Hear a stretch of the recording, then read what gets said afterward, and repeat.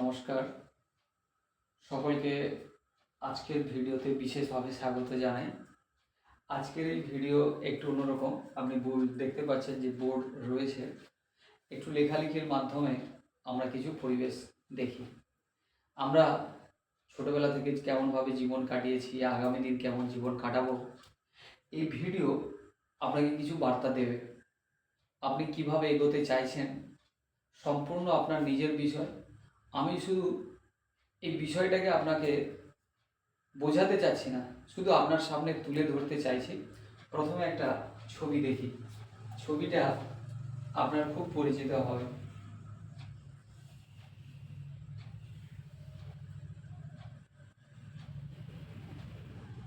এই ছবিটা যদি বাহুগুলো একই থাকে তাহলে এটাকে বলা হয় বর্গক্ষেত্র। এর ভেতরে একটা যদি সার্কেল করে দেওয়া যায়,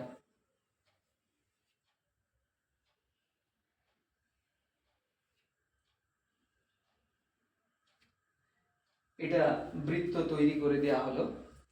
এখানে আমি কিছু নামাঙ্কিত করছি। প্রথমত আমার নাম এল দিয়ে আছে, আমি L1, L2, L3, L4, L5 করতে পারি। আপনার নাম যা আছে আপনি সেই হিসাবে ভাবতে পারেন, অথবা আমাদের ইংরাজিতে A থেকে Z পর্যন্ত যে লেটারগুলো আছে সেগুলোকে ব্যবহার করতে পারি। আমি আপাতত এটাকে A1, A2, A3, A4, A5 করলাম। A5 এর জায়গাটা বড় আছে। শুধু বলি যে আপনার জীবন, যদি ধরে নেওয়া যায় যে আপনি একটা জীবন পেয়েছেন, এই জীবনে কিছু না কিছু টার্গেট রয়েছে। সৃষ্টিকর্তা আপনাকে বিশেষ কাজের জন্য তৈরি করেছে। আপনি সেটা অনুভব করেন কি না করেন সেটা সম্পূর্ণ আপনার বিষয়। আপনার লক্ষ্যটা কি, আপনার গোল কি আছে, সেইটা এই A5-এ রয়েছে। আপনার ডেস্টিনেশন, আপনার গোল, আপনার অ্যাচিভমেন্ট, কি কি করতে চাইছেন, A5-এ সেটা রয়েছে এবং সেই জায়গাটা বড় করে দেয়া আছে। এই ডেস্টিনেশনে পৌঁছাতে গেলে আপনাকে প্রচুর কাজ করতে হবে, প্রচুর সময় তাতে দিতে হবে।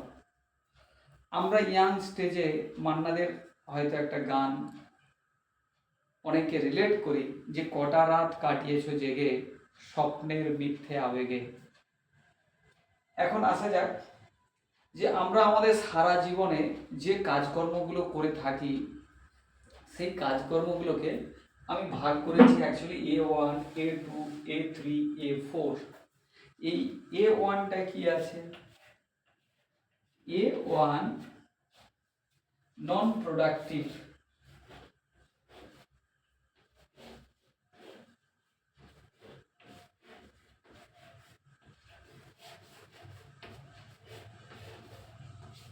A1 কাজ হলো নন প্রোডাক্টিভ। এখানে অলসভাবে প্রচুর সময় আমরা নষ্ট করি।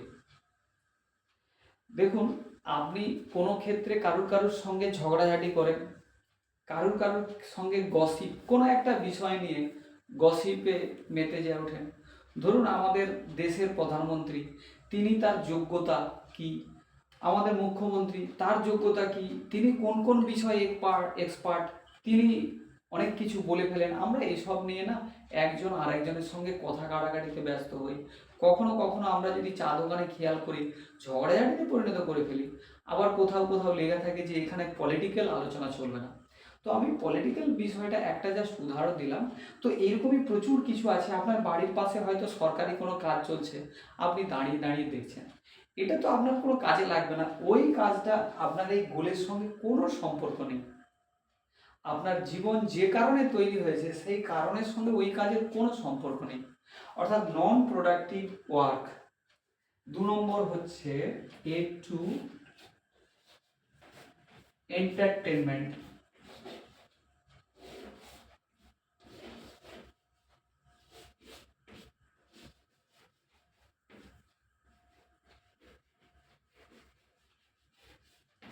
এন্টারটেনমেন্ট শব্দটা বানান ভুল আছে কিনা সেটা আপনি দেখবেন।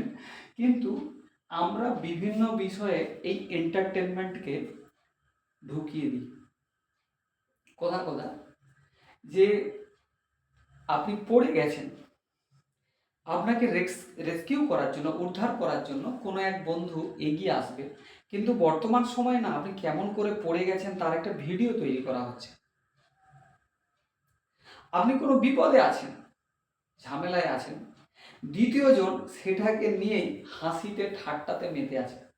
অর্থাৎ আপনার পড়ে যাওয়া, আপনার বিপদগামী হওয়াটা দ্বিতীয় জনকে উৎসাহিত করছে, তাকে আনন্দ যোগাচ্ছে, খোরাক দিচ্ছে। আমরা দেখি না যে রাস্তাঘাটে বয়স্ক দাদু তিনি যেতে পারছেন না, আমরা যারা ছোটদেরকে দেখি তারা এই দাদুকে টিজ করছে। একটা এন্টারটেনমেন্টের বিষয় হয়ে গেছে দাদুর এই বার্ধক্য পরিবেশটা। এছাড়া প্রচুর কিছু আছে যেগুলো আমরা খেয়াল করে নিই, অথচ এন্টারটেনমেন্টের সঙ্গে লাগিয়ে নিয়েছি। আপনি বাড়িতে পুজো অর্চনা যাই কিছু করেন না কেন, এগুলো আমাদের প্রয়োজন আছে, কিন্তু অধিক ক্ষেত্রে 5টা ছেলে এক জায়গায় হলো, তারা 5টা বক্স বাজিয়ে দিল, দিয়ে তারা তাদের মতো করে নাচ গান নিয়ে ব্যস্ত থাকলো। তারা বোঝেই না যে এই গানটার এগনেস্টে এই নাচটা হবে কিনা, কিন্তু তারা তাদের নেচে যাচ্ছে। আপনার সুবিধে অসুবিধা হোক বা না হোক, তারা কিন্তু এন্টারটেনমেন্ট নিয়ে ব্যস্ত আছে। তারা যে কেবলমাত্র করছে তা নয়, আমরাও কিছু কিছু ক্ষেত্রে সূক্ষ্ম আকারে এন্টারটেনমেন্ট করছি। তো এটা গেল এন্টারটেনমেন্ট। 3 নম্বর আসছি A3, এটা হচ্ছে ইম্পর্টেন্ট ওয়ার্ক।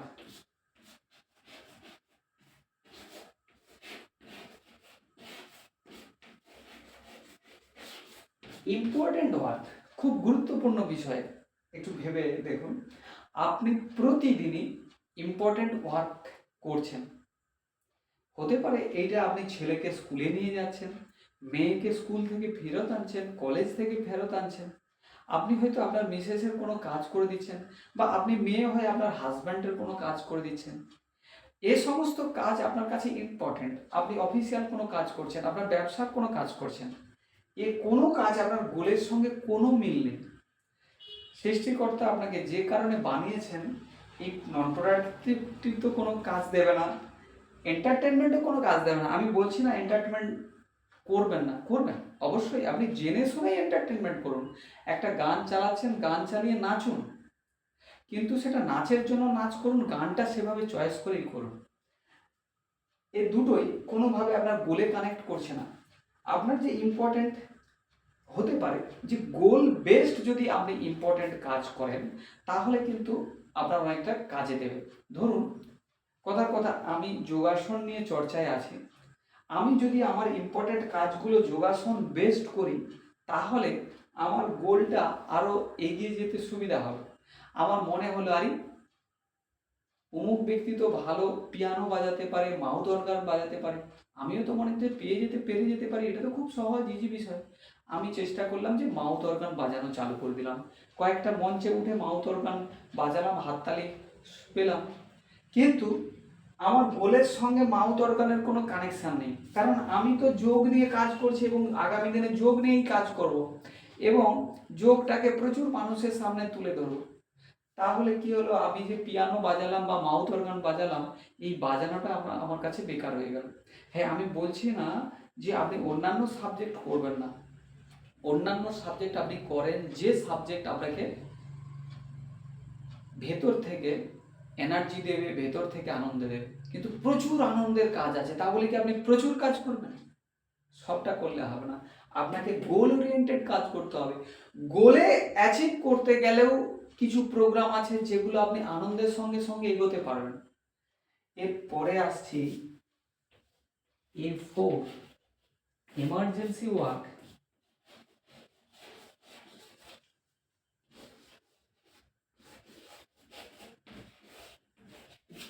এমার্জেন্সি ওয়ার্ক, এই কাজটা আমরা করতে বাধ্য হই। I am bound to do the work.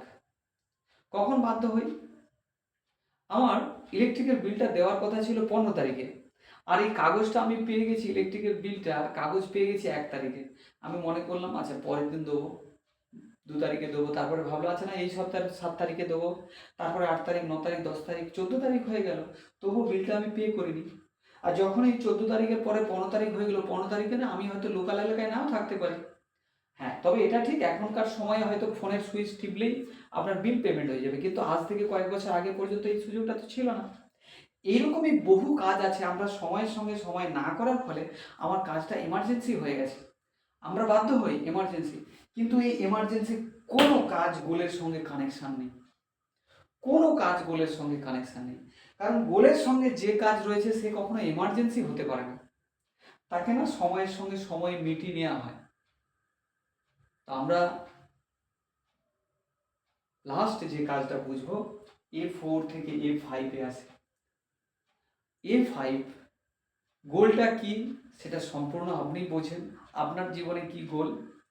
আমি বলবো যে ভারতবর্ষের ঋষিমুনিরা আমাদের বহু রাস্তা দেখিয়ে দিয়ে গেছেন কিভাবে গোলে পৌঁছাতে হয়।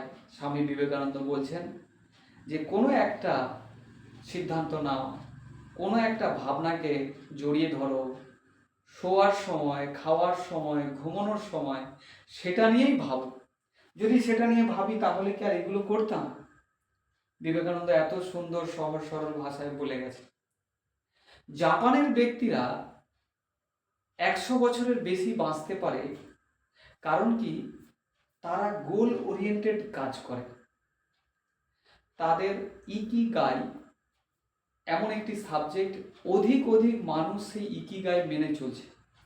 আমরা বিবেকানন্দকে শুধু মেনে চলি মঞ্চে, মেনে চলি বিভিন্ন অনুষ্ঠানে, বক্তব্য দেওয়ার জন্য ওই ধরনের বড় বড় শব্দগুলোকে তুলে ধরি, কিন্তু আমরা খুব কম ক্ষেত্রেই গোল ওরিয়েন্টেড কাজ করি বলে 40 বছরের পরে আমাদের হাঁটুর যন্ত্রণা, কোমরের যন্ত্রণা, বিভিন্ন যন্ত্রণা আমাদের এসে বাধা দেয়। আমরা অধিক সময় নন প্রোডাক্টিভে কাজে লাগাই, এন্টারটেনমেন্টে কাজে লাগাই, ইম্পর্টেন্ট কাজে লাগাই, এমার্জেন্সিতে কাজে লাগাই। খুব কম সময়, এখানে এত বেশি জায়গা থাকলেও এখানে কম সময় কাজে লাগাই। যাই হোক, আমি আমার মতো করে চেষ্টা করছি আপনাদের সকলের সঙ্গে কানেকশান করার। আপনাদেরকে কারেকশান করার জন্য আমার কোনো ইচ্ছা নেই, কেবলমাত্র আপনার সঙ্গে আমার কানেকশান রাখার প্রয়াস রেখেছি। এই ভিডিও কেমন হলো আপনি জানাবেন, আপনার রিয়াকশানের অপেক্ষায়, আপনার অ্যাকশানের অপেক্ষায় রয়েছি। সকলকে নমস্কার।